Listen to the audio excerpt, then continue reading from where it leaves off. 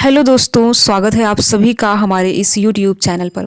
दोस्तों, आज का ये वीडियो बहुत ही ज़्यादा इंपॉर्टेंट रहने वाला है। आज के इस वीडियो में हम यूजीसी नेट 6 जनवरी का जो आपका एग्ज़ाम हुआ था पेपर फर्स्ट को यहाँ पर हम विस्तार से देखेंगे, यूनिट वाइज देखेंगे कि इस यूनिट से कौन से टॉपिक से ज़्यादा प्रश्न पूछे गए हैं। तो यहाँ पर एक चीज़ आपको ध्यान देना है कि जो 6 जनवरी का आपका एग्ज़ाम कंडक्ट कराया गया था, तो शिफ्ट फर्स्ट और सेकंड यानी दोनों शिफ्टों को मिलाकर ये वीडियो बनाया जा रहा है।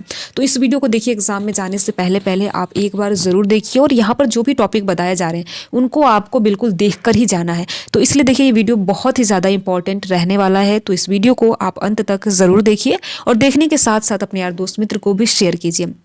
आप सभी को पता है 3 जनवरी से एग्ज़ाम प्रारंभ है, तो 3 और 4 जनवरी का जो एग्ज़ाम कंडक्ट कराया गया था, दोनों शिफ्टों का पेपर फर्स्ट का जो विश्लेषण है इसी प्रकार से हमारे द्वारा किया गया है। तो हमारे चैनल पर वीडियो उपलब्ध है। अगर आप चाहते हैं 3 और 4 जनवरी का वीडियोस देखना तो एक बार ज़रूर देखिए। हमारे चैनल एमएससी नेट जेआरएफ पर आपको वीडियो देखने को मिलेगा। ठीक है, तो आप चलते हैं। देखिए, हम 6 जनवरी का देखेंगे, उसके बाद 7 जनवरी का देखेंगे, उसके बाद 8 जनवरी का देखने वाले हैं। तो इसी प्रकार देखिए, हम दोनों शिफ्टों को मिलाकर देखने वाले हैं। तो ये वीडियो बहुत ही ज़्यादा महत्वपूर्ण होने वाला है उन अभ्यर्थियों के लिए जिनका अभी तक एग्जाम नहीं हुआ है।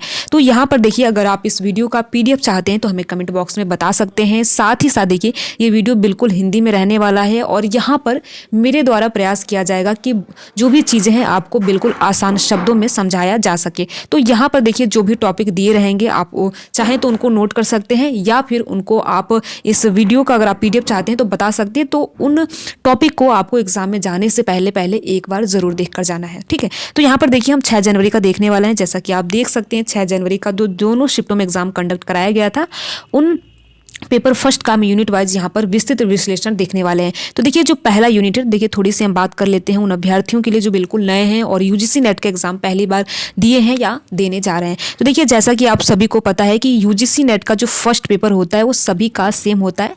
इसका जो पाठ्यक्रम है सभी अभ्यर्थियों के लिए सेम होता है। मान लीजिए आपका जो सेकंड विषय है, हिंदी है, संस्कृत है या फिर इतिहास है, तो सबका अलग अलग हो सकता है, लेकिन जो फर्स्ट जो सब्जेक्ट होता है यानी कि जो पेपर फर्स्ट होता है वो सभी का सेम होता है। और इसमें कुल मिलाकर 50 प्रश्न आपसे पूछे जाते हैं और कुल मिलाकर 10 यूनिट है, यानी प्रत्येक यूनिट से 5-5 प्रश्न आपको देखने को मिलते हैं और कोई नेगेटिव मार्किंग नहीं है।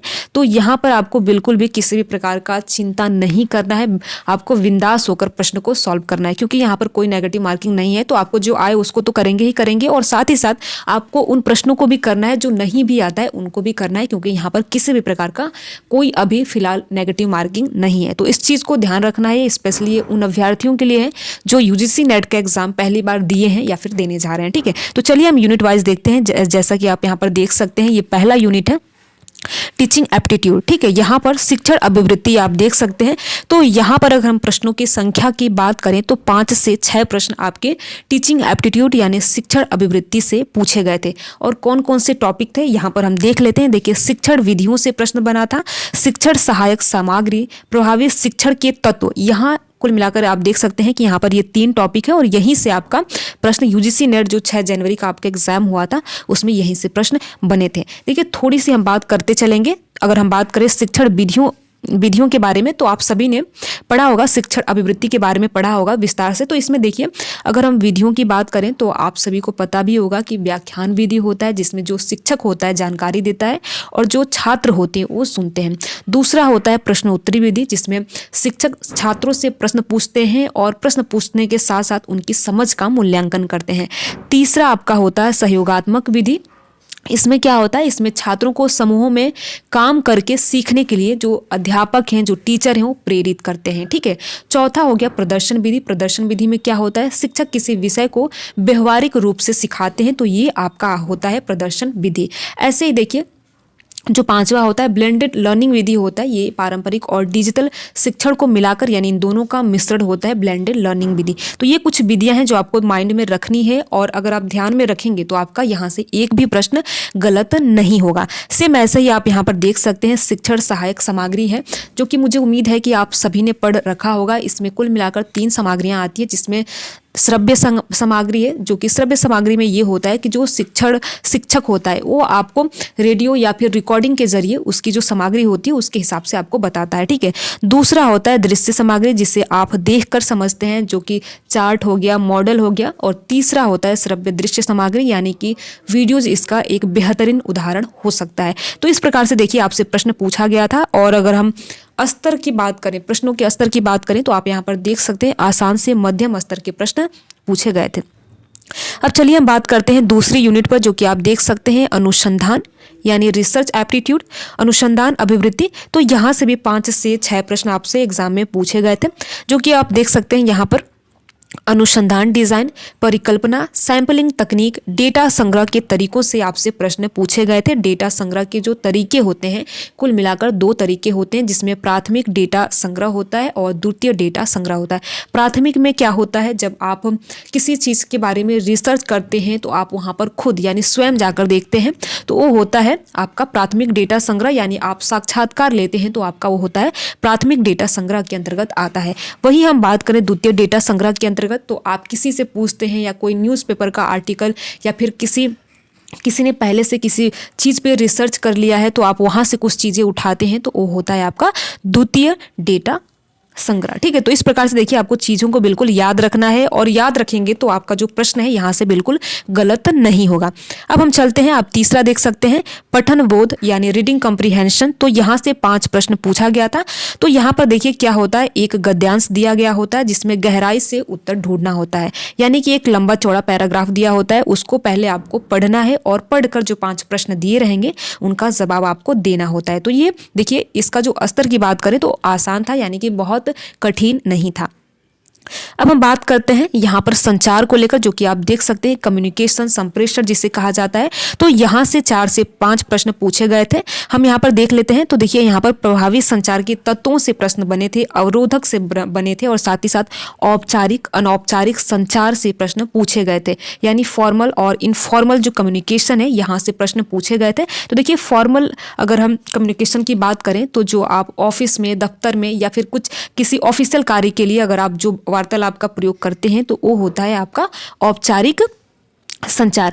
वहीं अगर हम बात करें अनौपचारिक संचार को लेकर, तो आप सभी जो दोस्तों से बात करते हैं या जो इधर उधर बात करते हैं, जो गपशप करते हैं, वो होता है आपका अनौपचारिक संचार। तो ये सारी चीज़ें को आपको ध्यान में रखना है, और अगर आप ये ध्यान में रखेंगे तो यहाँ से जो भी प्रश्न आपसे पूछे जाएंगे आपका गलत नहीं होगा, ठीक है। अब हम चलते हैं, यहाँ पर आप 5वां यूनिट देख सकते हैं, जो कि तर्क शक्ति है, यानी रीजनिंग, लॉजिकल रीजनिंग है यहाँ पर। तो यहाँ पर देखिए प्रतिज्ञाप्तियाँ, निष्कर्ष, सत्यापन, और साथ ही साथ आप यहाँ पर देख सकते हैं दोष से प्रश्न पूछे गए थे। तो यहाँ पर देखिए एक तर्क शक्ति टाइप का आपसे प्रश्न पूछा जाता है, और प्रश्नों की संख्या की बात करें तो 6 से 7 प्रश्न आपसे पूछे गए थे। अब हम चलते हैं डेटा व्याख्या पर, जो कि आप देख सकते हैं DI डाटा इंटरप्रिटेशन, और यहाँ पर देखिए 5 प्रश्न पूछा जाता है, हर साल 5 प्रश्न पूछा जाता है। तो यहाँ पर एक तालिका दी होती है और ऐसे दिया होता है, एक आंकड़ा दिया होता है, ठीक है, किसी चीज़ से रिलेटेड दिया होता है या फिर अभ्यर्थियों से रिलेटेड या अन्य किसी देश वेश ऐसे कुछ चीज़ से रिलेटेड दिया होता है, और उसी का आपको परसेंटेज निकालना होता है, यानी प्रतिशत,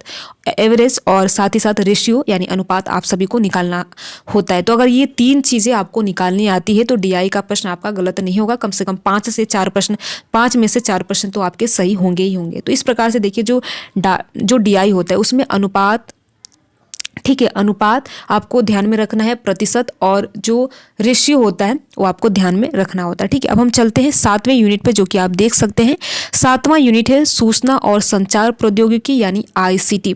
तो यहाँ से 5 प्रश्न पूछे गए थे, और यहाँ पर computer, internet, clouding computer, e-learning से आपसे प्रश्न पूछे गए थे। तो यहाँ पर देखिए जो भी टॉपिक आपको दिख रहे हैं, तो अगर आपको इन टॉपिक के बारे में बहुत ज़्यादा नहीं पता है तो एक बार एग्जाम में जाने से पहले आप इन टॉपिक को ज़रूर देख कर जाइए, ठीक है। तो अगर हम प्रश्नों के स्तर की बात करें तो आप यहाँ पर देख सकते हैं कि आसानी प्रश्न आपसे पूछे गए थे, बहुत ही कठिन प्रश्न नहीं पूछे गए थे। अब हमारा जो 8वां यूनिट है आप देख सकते हैं लोग और पर्यावरण, पीपल एंड इन्वायरमेंट से आप देख सकते हैं कि 5 से 6 प्रश्न पूछे गए थे, जो कि जलवायु परिवर्तन को लेकर थे और पर्यावरणीय समस्याओं से लेकर आपसे प्रश्न पूछे गए थे, सतत विकास से प्रश्न पूछे गए थे। तो इन तीनों टॉपिक को आपको एग्जाम में जाने से पहले एक बार जरूर देख कर जाना है, ठीक है। अब यहाँ पर हम बात करें, देखिए 9वें अगर हम यूनिट के बारे में बात करें तो उच्च शिक्षा प्रणाली आप देख सकते हैं, जिसमें भारत में उच्च शिक्षा का इतिहास, नई शिक्षा नीति जो 2020 के, यहाँ से प्रश्न आपके पूछे गए थे। ठीक है, तो यहाँ पर आप देख सकते हैं कि आसान से मध्यम था। ठीक है, अगर हम बात करें गणितीय तर्क से, तो यहाँ पर आप देख सकते हैं कि 4 से 5 प्रश्न आपसे बने थे। अनुपात, प्रतिशत, औसत, यहाँ पर आपसे प्रश्न पूछा गया था। ठीक है, तो ये रहा 6 जनवरी का जो आपका एग्जाम हुआ था। फर्स्ट और सेकंड दोनों शिफ्टों को मिलाकर यहाँ पर मैंने आप सभी को बताया है। तो यहाँ पर जो भी टॉपिक दिए गए हैं, आपको इन टॉपिक को इग्नोर नहीं करना है। अगर आपको इन सारे टॉपिक के बारे में पता है तो काफ़ी अच्छी बात है, अगर नहीं पता है तो आप एक बार सर्च करके ज़रूर देख कर जाएं। ठीक है, और निश्चित रूप से आपको ये सारी चीज़ें एग्ज़ाम के अंदर सहायता पहुंचाने वाली है, तो आप इन सारे टॉपिक को एक बार ज़रूर देख कर जाएं। देखिए, ऐसे ही हम 7 जनवरी का भी लेकर आने वाले हैं, तो आप इस वीडियो को अंत तक ज़रूर देखिए और देखने के साथ साथ अपने यार दोस्त मित्र को भी शेयर कीजिए। ऐसे ही 3 और 4 जनवरी का अगर आपने वीडियोस नहीं देखा है तो एक बार ज़रूर देखिए, हमारे चैनल MSc नेट JRF पर उपलब्ध है। अगर आप इस वीडियो का PDF चाहते हैं तो हमें कमेंट बॉक्स में बता सकते हैं। PDF से आपको ये हेल्प मिलेगी कि आप उन टॉपिक को देख सकेंगे जहाँ से एग्जाम में प्रश्न बने हैं। वीडियो में लास्ट तक बने रहने के लिए आप सभी का बहुत बहुत धन्यवाद। अगर आपको ये वीडियो अच्छा लगा हो तो वीडियो को आप लाइक कर सकते हैं, अपने यार दोस्त मित्र को शेयर कर सकते हैं। अगर आप हमारे चैनल पर नए हो तो चैनल को सब्सक्राइब भी कर सकते हैं। अगर आप किसी भी प्रकार का कोई सुझाव या राय देना चाहते हैं तो कमेंट बॉक्स में दे सकते हैं। Thank you.